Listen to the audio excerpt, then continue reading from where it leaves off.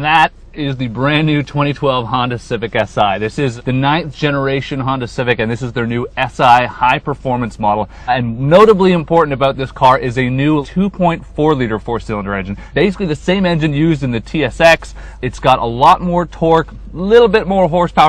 It really is a compelling driver's car.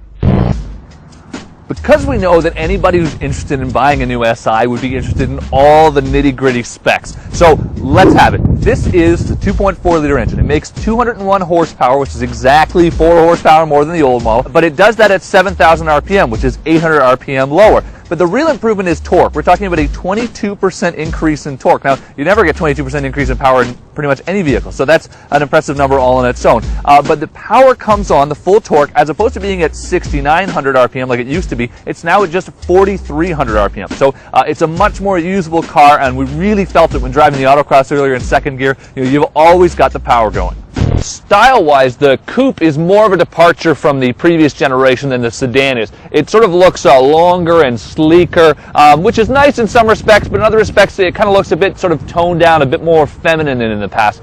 It is about 0.4 of an inch lower to the ground, so that's good for looks and also for handling. It's got the nice 17-inch wheels, which you expect on a car like this. You can upgrade to high-performance tires. It doesn't really look like it needs a factory lip kit, though, something to really bring the aggression. I mean, there's some that looks pretty wide and aggressive, but we could really go for a lip kit just to sort of give it the aggression that the Si is known for. As we experienced on the autocross and driving around on the regular street, the car is a hoot to drive. Honda beefed up some other components. We're talking about some things like front sway bars 1 millimeter thicker, and the rear sway bar is actually 4 millimeters thicker. And that really helps to deliver the sort of lift throttle oversteer that front wheel drive cars really need. Like previous generation cars, it also comes with a good old-fashioned mechanical limited slip differential. We really find when driving this car, even with the traction control on, it really, it doesn't come on very often because the system does such a good job of distributing power to the appropriate wheel that you just don't feel it kick in all that often. And when it does, it's actually a pretty sensitive system. It can respond to your reactions and what you want it to do. You can get on the power a lot sooner than vehicles with similar setups. But perhaps the coolest addition for this year has to do with the VTEC system. Honda's actually engineered a little light that illuminates when the VTEC system kicks in, so at about 5,500 RPM. And it actually lights beyond that with 4 yellows and then 2 reds right at the top when it's time to shift. And it's pretty cool.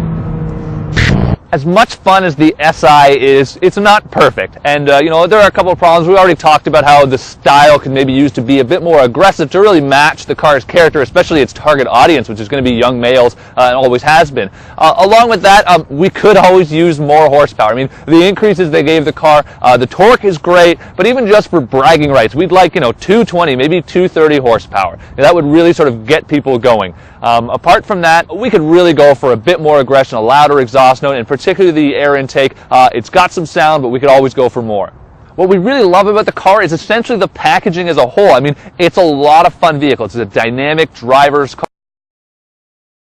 The brakes are good. The suspension's really nice and actually isn't harsh at all like a lot of some tuner cars you find on the market. You can add into that whole handling aspect, the limited slip differential. We really like it, and we like that Honda's stuck with the differential that just has a great feeling, and you really kind of know what you're doing behind the wheel. On top of that, we can be pretty sure that while some people are, especially the tuners, will be upset with the lack of horsepower, they're hoping for more, that they will actually love tuning this car because it will really pick up on power adders that a lot of guys buying this car will add. The 2.4 liter engine, a lot of other cars, has already been exploited. Gains are really easy to make compared to some of the previous Honda engines, so tuners will get a lot of fun out of this package.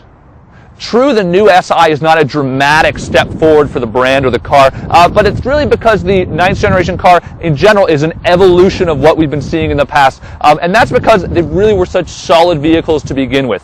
When it comes to a vehicle like the Si, there aren't a lot of competitors left in the segment, and it's not clear if that's from lack of demand or just because cars this good scared people off from really trying to compete at that level. But if you love driving a car that just reacts to your inputs and does what you tell it, you'll find few more rewarding rides than the Civic Si.